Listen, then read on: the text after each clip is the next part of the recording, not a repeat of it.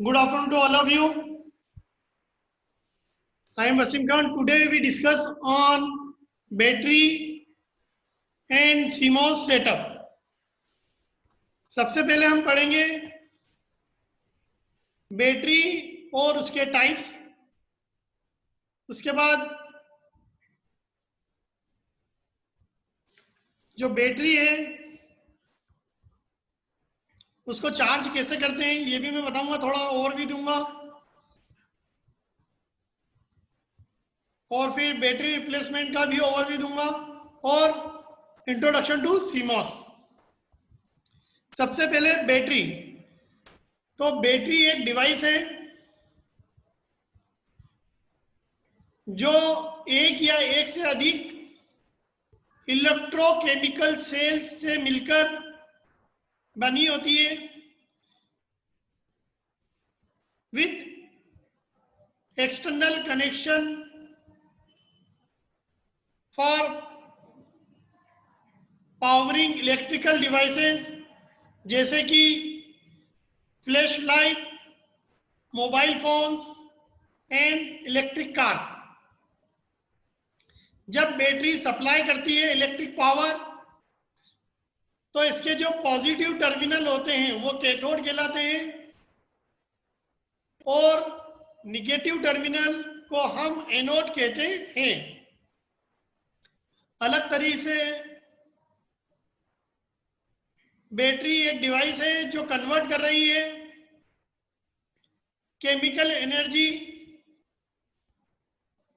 जो कि कंटेन है with in its active material directly into electrical energy by means of electrochemical oxidation reduction, जिसको बोलते हैं redox reaction.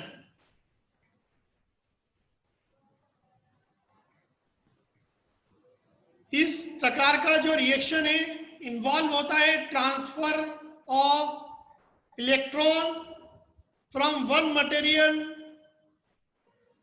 To another via electric circuit.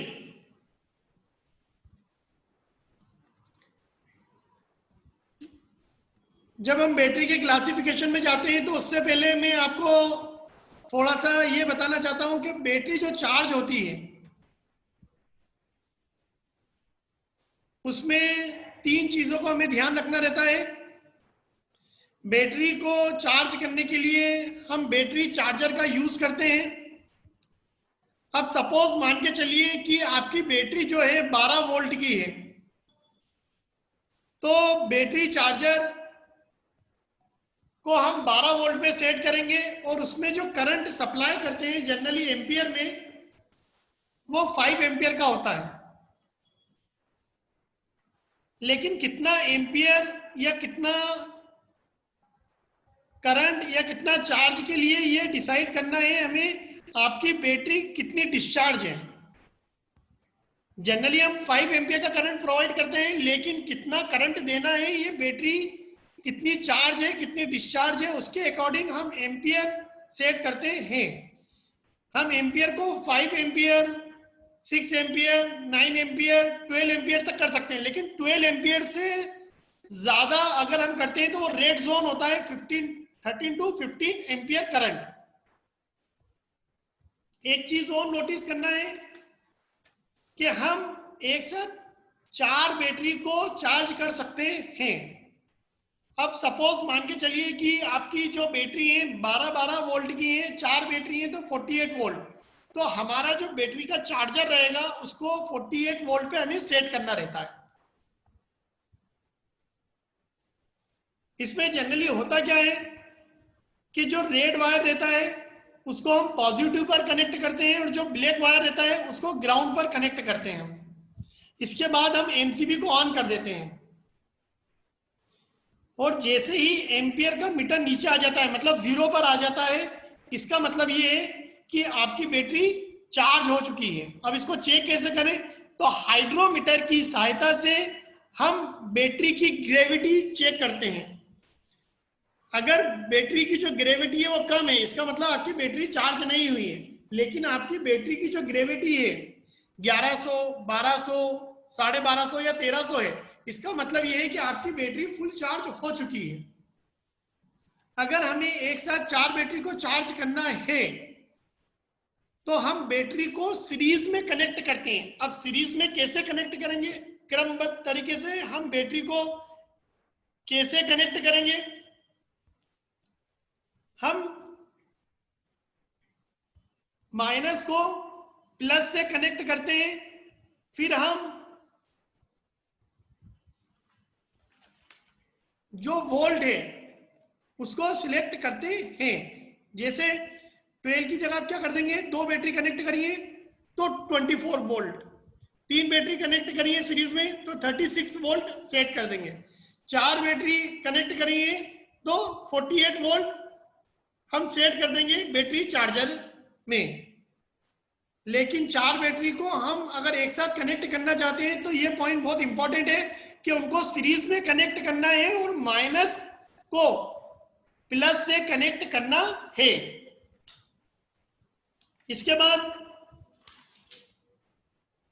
जो battery है वो जनरली 2 कैटेगरी में हम क्लासिफाई करते हैं, प्राइमरी बैटरी और सेकेंडरी बैटरी।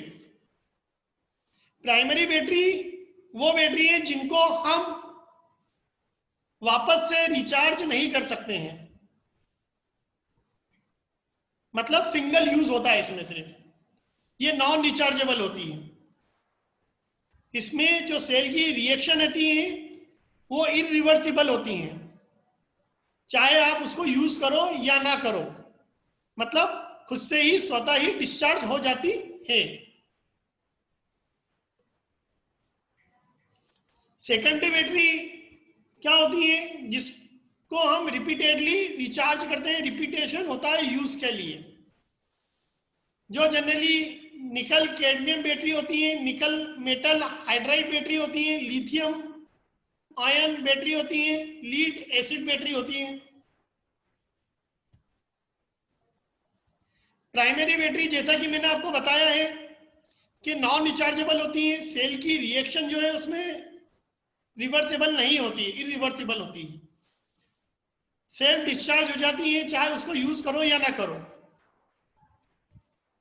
ये आप देख सकते हो कौन सी होती है जो सबसे ज्यादा पॉपुलर हुई है, popular low cost system zinc cadmium की जो बैटरी है वो पॉपुलर हुई है। इसकी एप्लीकेशन कहाँ है, इसको कहाँ यूज करते हैं? टॉर्च लाइट में, पोर्टेबल रेडियोज में, टॉयज में, नॉन वेल्टीज में, और भी जगह आप देख सकते हैं इसकी एप्लीकेशन हो सकती हैं। जो जिंक के मटेरियल वाली बैटरी होती है उनकी बात करें, जिनकी कॉस्ट लो होती है। टॉय में तो जनरली बहुत ज्यादा यूज होती है ये, आपके भी घर में टॉय है, मेरे घर में भी टॉय है। हम देखते हैं जो टॉय लेकर आते हैं एक टाइम के बाद उनके सेल डाउन हो जाते हैं, फिर वो चार्ज नहीं हो पाते हैं, रिवर्सिबल प्रोसेस नहीं होती है उसमें, तो हमें रिप्लेस ही करना पड़ता है सेल को। और अगर उसकी बैटरी कई बार हो जाती है तो बैटरी को रिप्लेस करना पड़ जाता है। और हाई कैपेसिटी जो सिस्टम है जिसमें मैग्नीज होता है, मैग्नीज के सेल होते हैं, तो वो कहाँ यूज की जाती है? मिलिट्री कम्युनिकेशन के इक्विपमेंट में, वोटिंग की जो मैकेनिज्म होती है जो चुनाव में हम यूज करते हैं उसमें हाई कैपेसिटी के सिस्टम को यूज किया जाता है, वहां पर भी हम प्राइमरी बैटरी को यूज करते हैं। अब रिवर्सिबल बैटरी क्या होती है कि one of the cell component usually the electrolyte is kept isolated from the rest and is added at the time of need. ये जनरली हम ज्यादा यूज देखते नहीं है इनका, मिसाइल वगैरह में यूज होता है, समुद्र के जो इक्विपमेंट है उनमें इसका यूज किया जाता है। अब सेकेंडरी बैटरी क्या होती है? सेकेंडरी बैटरी को हम रिचार्जेबल बैटरी भी कहते हैं, जिसमें सेल रिएक्शन आर रिवर्सिबल, मतलब सेल की जो रिएक्शन है बार बार होती है, मतलब बार बार इसको हम रिचार्ज कर सकते हैं। इसके अंतर्गत लीड एसिड बैटरी आती है, निकल कैडमियम बैटरी आती है, निकल आयरन बैटरी आती है, निकल मेटल हाइड्राइड बैटरी आती है, लिथियम बैटरी आती है, लिथियम आयन बैटरी आती है, लिथियम आयन पॉलीमर बैटरी आती है। इसकी एप्लीकेशन कहाँ है? Automotive, starting, lighting, ignition, electric vehicle, जो हमारी कार में हम देखते हैं जनरली बहुत यूज होता है, लैपटॉप में देखते हैं हम ये वाली, जनरली लैपटॉप, कार, इन सभी जगह हम क्या यूज करते हैं? सेकेंडरी बैटरी को यूज करते हैं, मतलब पोर्टेबल डिवाइसेस में भी, इंडस्ट्रियल ट्रक, सब जगह सेकेंडरी बैटरी बहुत यूज होती है। अब ये एनोड और कैथोड की जब बात हो रही है तो एक चीज का हमें ध्यान रखना है कि इसमें दो प्रोब होते हैं, एक पॉजिटिव होता है और एक निगेटिव होता है। तो जो पॉजिटिव की बात होती है जनरली, तो हम क्या बोलते हैं, उससे रेड वायर को कनेक्ट करते हैं। जो पॉजिटिव प्रोब होता है उसको, उससे हम रेड वायर को कनेक्ट करते हैं, और जो निगेटिव प्रोब होता है जिसमें माइनस होता है, तो उसको हम ब्लैक वायर से कनेक्ट करते हैं। इसके अलावा दो पिन और होती है इसमें, एक डेटा के लिए होती है बैटरी में और एक क्लॉक के लिए होती है। तीसरे नंबर की जो पिन होगी जनरली वो डेटा के लिए होती है, जो ऑरेंज वायर से कनेक्ट करते हैं। और चौथे नंबर की जो पिन होती है वो क्लॉक के लिए होती है, सिस्टम क्लॉक के लिए होती है, उससे हम ब्राउन वायर को कनेक्ट करते हैं, चौथे नंबर की पिन को ब्राउन वायर से क्लॉक सेटिंग के लिए। इसके बाद अगर बैटरी रिचार्ज नहीं हो पा रही है, डैमेज हो गई है, उसको हम चार्जिंग पे रख रहे हैं, फिर भी वो रिचार्ज नहीं होती है, तो हम बैटरी को जनरली रिप्लेस करते हैं। जो प्राइमरी बैटरी है जनरली हम उसको रिप्लेस करते हैं, सेकेंडरी बैटरी को जनरली हम चार्ज कर देते हैं, लेकिन अगर उसकी चार्जिंग पॉसिबल नहीं है, बार बार डिस्चार्ज हो रही है, तो फिर हम उसको रिप्लेस करते हैं। इसके बाद नेक्स्ट इंपॉर्टेंट टॉपिक आता है सीमॉस। तो माइक्रो कंप्यूटर या माइक्रो कंट्रोलर की अगर हम बात करते हैं तो सीमॉस चिप नॉर्मली प्रोवाइड करती है real time clock and CMOS memory, real time clock और सीमॉस मेमोरी।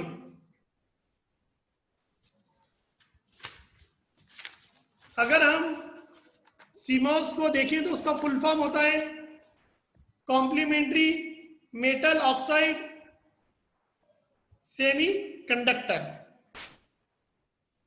जो सीमॉस है लो पावर स्टैटिक रैम है,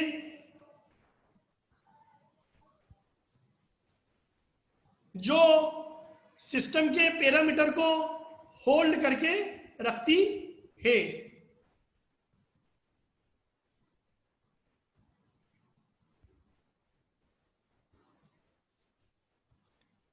जो बायोस है वो रीड करता है CMOS RAM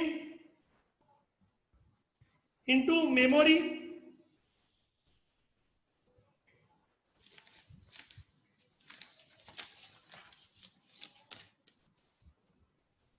at the start time and provide the setup routine that allows we can change the content of CMOS, but the CMOS RAM or CMOS RTC real time clock device is totally different chip. तो CMOS का main role क्या है? CMOS RAM is nothing more than very low power static RAM. जो पुराने CMOS RAM थे वो offer करते हैं 64 बाइट और लेटर एक्स्ट्रा 64 बाइट को सपोर्ट करते हैं। जो लेटेस्ट मदरबोर्ड है 512 बाइट या उससे अधिक सीमॉस सेटअप के साथ एक्सटेंड हुए हैं for the plug and play.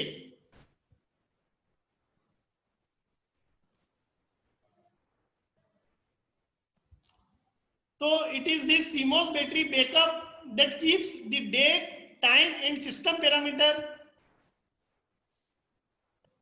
intact until you turn the system on again। क्या बोला है यहाँ पर? CMOS बैकअप बैटरी हमारी डेट, टाइम और सिस्टम के पैरामीटर को बरकरार रखती है जब तक कि हम सिस्टम को वापस से टर्न ऑन नहीं कर दें। अगर सिस्टम टर्न ऑफ भी हो जाता है तो भी ये डेट, टाइम और सिस्टम के जो अदर पैरामीटर है उसको सेव करके रखती है। ऑफ कोर्स अगर बैटरी फेल होती है तो system will its date, time and all of its setup parameter will disturb, then we have to set, but we can set। Many of a tier has been shared trying to reconstruct lost system parameter by trial and error। इसके बाद हम configuring CMOS setup की बात करते हैं।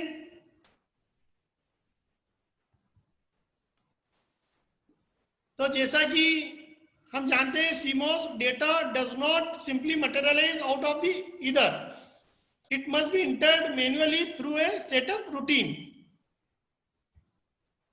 जो भी हमारे कॉम्पेटिबल पीसी है वो रिलाय करते हैं डिस्क बेस्ड सेटअप यूटिलिटी के ऊपर।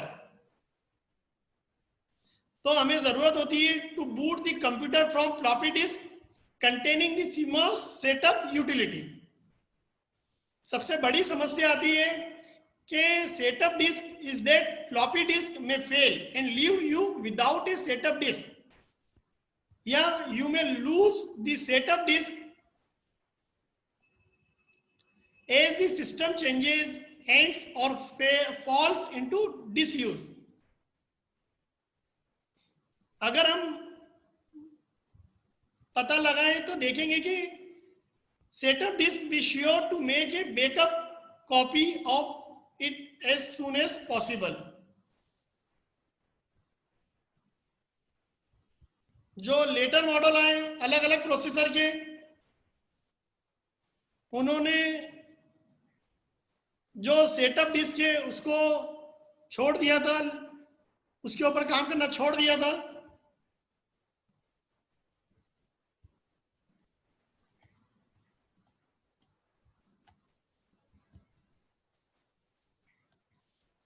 जब चिपसेट या सेटअप रूटीन की बात करते हैं resides on the system, we can usually access the setup during system initialization by pressing one or more key simultaneous such as delete or control F1।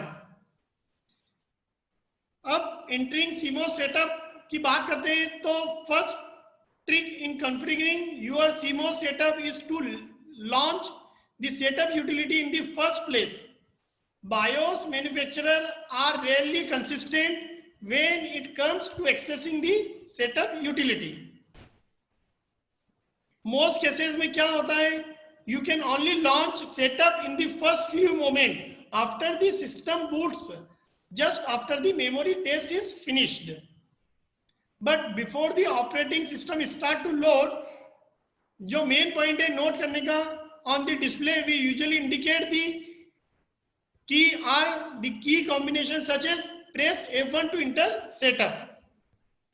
अब जो कई लोग क्या समझते हैं कि CMOS और बायोस सेम होता है, लेकिन BIOS basic input output system है और CMOS है कॉम्प्लीमेंट्री मेटल ऑक्साइड सेमीकंडक्टर, और दोनों ही अलग हैं। बायोस क्या है, एक प्रोग्राम है दैट स्टार्ट आवर कंप्यूटर, जो हमारे कंप्यूटर को स्टार्ट करता है,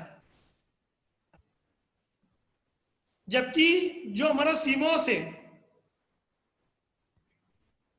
वो स्टोर करता है डेट, टाइम और सिस्टम के कॉन्फ़िगरेशन की डिटेल को, जो कि कंप्यूटर सिस्टम को स्टार्ट करने के लिए जरूरी है। अगेन CMOS क्या कर रहा है, स्टोर करता है डेट, टाइम और सिस्टम के कॉन्फ़िगरेशन को और उसकी डिटेल को जो कि सिस्टम को स्टार्ट करने के लिए जरूरी है। तो बायोस को सिंपली हम क्या बोलते हैं, एक स्मॉल प्रोग्राम जो कंट्रोल कर रहा है computer from the time it power on until the time the operating system takes over। तो BIOS एक तरह से फर्मवेयर है